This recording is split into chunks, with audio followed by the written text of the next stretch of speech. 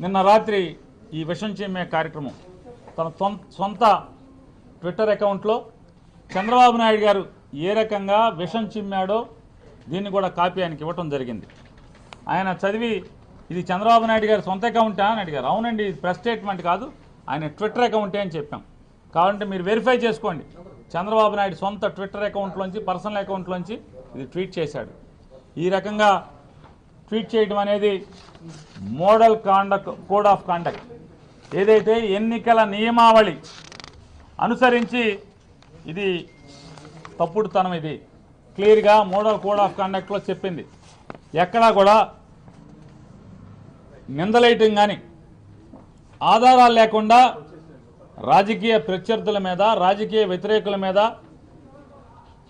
తప్పుడు ప్రకటనలు కానీ నిందారోపణలు కానీ చేయకూడదు.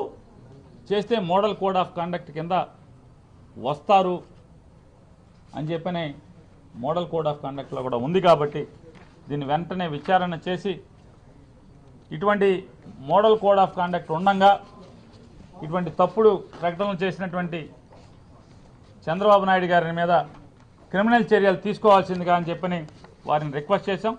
వారు కూడా తప్పకుండా దీని మీద ఎంక్వైరీకి ఆదేశిస్తాను, విచారణ చేసి దాని కింద వస్తే కనుక తగు చర్యలు తీసుకుంటామని చెప్పని కూడా ఎలక్షన్ కమిషనర్ గారు చెప్పారు, స్టేట్ ఎలక్షన్ కమిషనర్ గారు.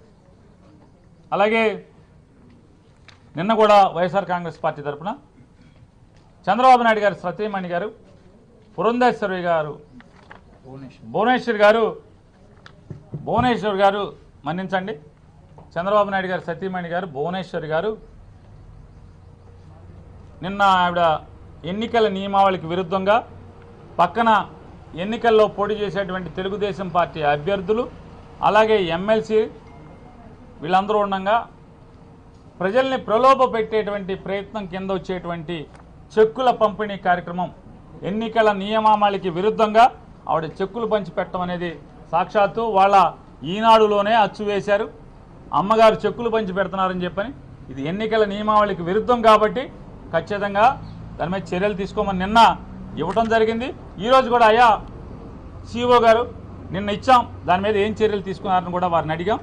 నేను జిల్లా కలెక్టర్లకి సంబంధిత జిల్లా కలెక్టర్కి రాస్తున్నాను, రాసి ఖచ్చితంగా ఎన్నికల నియమావళికి విరుద్ధంగా దాంట్లో చెక్ ఇవ్వటం అనేది పొరపాటు, చెక్ ఇవ్వటం అనేది కరెక్ట్ అయితే కనుక చర్యలు తీసుకోమని చెప్పని కూడా కలెక్టర్లకి ఆదేశాలు జారీ చేస్తాను, సంబంధిత కలెక్టర్ అని కూడా వారు చెప్పడం జరిగింది. ఇది మరొకసారి అలాగే ఈనాడు పేపర్లో ఇవాళ దుర్మార్గంగా కిరాతకంగా వైజాగ్ డ్రగ్స్ గురించి ఒక బ్యానర్ ఐటమ్ పెద్ద హెడ్లైన్స్తో రాయటం జరిగింది.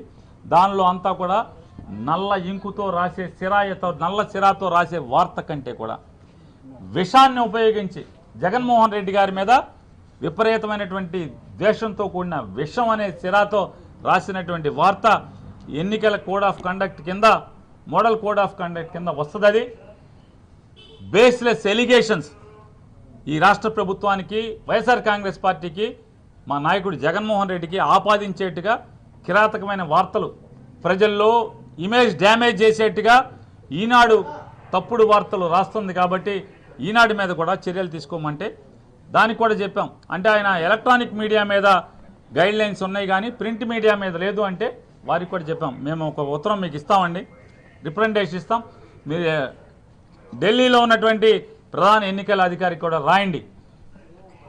వారి ఊహలో లేకపోతే ఎలక్షన్ కమిషన్ యొక్క ఉద్దేశంలో టీవీల్లో మాత్రమే తప్పుడు వార్తలు వస్తాయి, పేపర్ వాళ్ళు చాలా బుద్ధిమంతులు అనుకుంటున్నారేమో, పేపర్లో టీవీలని మించి తప్పుడు వార్తలు, విషం చిమ్మే వార్తలు ఎన్నికల్లో ఒక పార్టీని భుజానేసుకుని ఒక పార్టీ కోసం ఈ రకమైన తప్పుడు వార్తలు రాసేటువంటి అవకాశాలు ఈ ఆంధ్రప్రదేశ్ రాష్ట్రంలో మెండుగా ఉన్నాయన్న పేపర్లు ఉన్నాయి. కాబట్టి దాని మీద కూడా దిశానిర్దేశం చేసేట్టుగా వారిని కూడా ఇటువంటి తప్పుడు వార్తలు కేవలం ఎలక్ట్రానిక్ మీడియాలోనే కాకుండా ప్రింట్ మీడియాలో కూడా నిషేధాన్ని, లేకపోతే ప్రింట్ మీడియాలో కూడా రెగ్యులేషన్స్ని విధించేట్టుగా గైడ్లైన్స్ ఇమ్మని కోరుతూ మీకు రిప్రజెంటేషన్ ఇస్తాం ఖచ్చితంగా. అంటే మీరు ఇవ్వండి, తప్పకుండా ఢిల్లీ రాస్తామని కూడా చెప్పారు.